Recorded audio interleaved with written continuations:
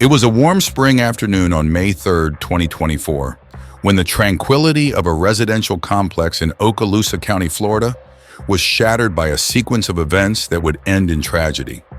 Around 4:30 p.m., a disturbance report showed up on police radios detailing domestic violence from a residential complex. Responding swiftly, an Okaloosa County Sheriff's deputy made his way to the scene, unaware that his actions that day would lead to the death of a young airman, Roger Fortson. The police officer arrived at the complex and began his inquiries. He first approached a nearby building, asking residents if they knew anything about a domestic disturbance. One man, who claimed he was not present during the incident, provided no useful information. Determined to find the source of the call, the deputy continued his search. As the officer approached the building where the distress call originated, he encountered a woman outside. Body camera footage later showed the deputy questioning her about any disturbances she might have heard. The woman confirmed she had heard sounds of a fight that seemed escalating. She mentioned an incident from 2 weeks prior when she had heard yelling, using foul language, even the B word, and what sounded like a slap from the same apartment. The deputy, seeking more precise information, asked which apartment it was.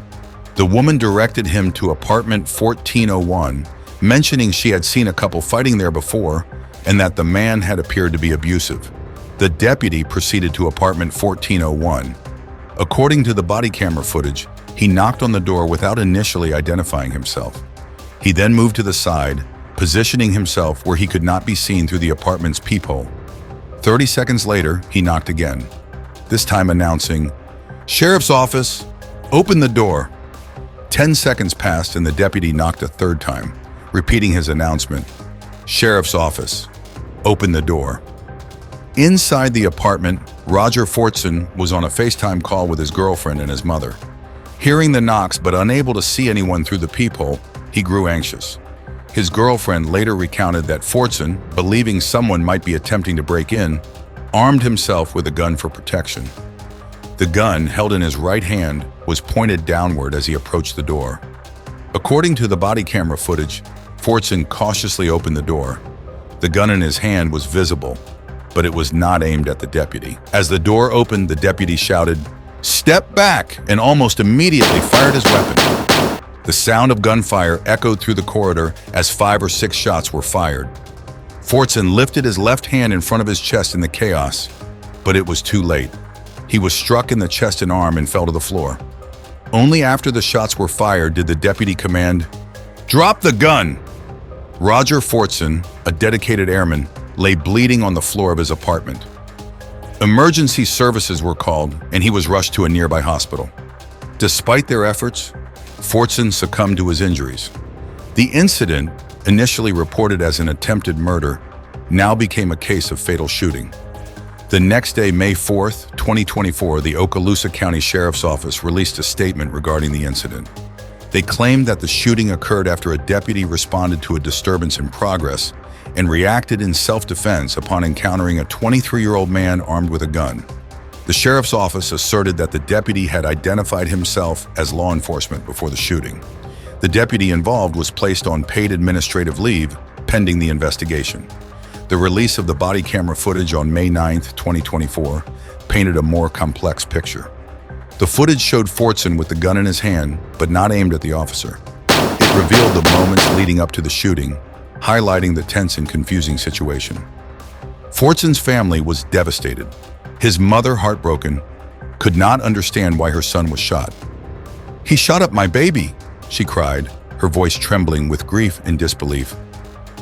The family maintained that the authorities had the wrong apartment and that Fortson had been alone, talking to his mother and girlfriend over a video call at the time of the incident. One of the family's attorneys, alongside prominent civil rights attorney Benjamin Crump, demanded justice. They argued that Fortson had died because the officers had knocked on the wrong door. Roger's family criticized the sheriff's office for releasing a narrative before the video was made public, suggesting that the initial account was misleading. The military community was equally disturbed. A senior officer spoke out, expressing sorrow over losing a fellow airman. The tragic shooting of Roger Fortson left a community in shock and a family in mourning. The sequence of events that led to his death was scrutinized, and questions remained about the handling of the situation by law enforcement. The push for justice for Roger Fortson became not just about one young man, but about preventing such tragedies in the future. The story of Roger Fortson is a real-life horror that reflects a disturbing and growing trend of police violence in the United States. This tragic incident is not just a personal catastrophe for Fortson's family, but a broader societal nightmare, highlighting the urgent need to address and reform law enforcement practices. It underscores the terrifying reality that individuals, even those who serve their country, can fall victim to deadly misunderstandings and excessive force.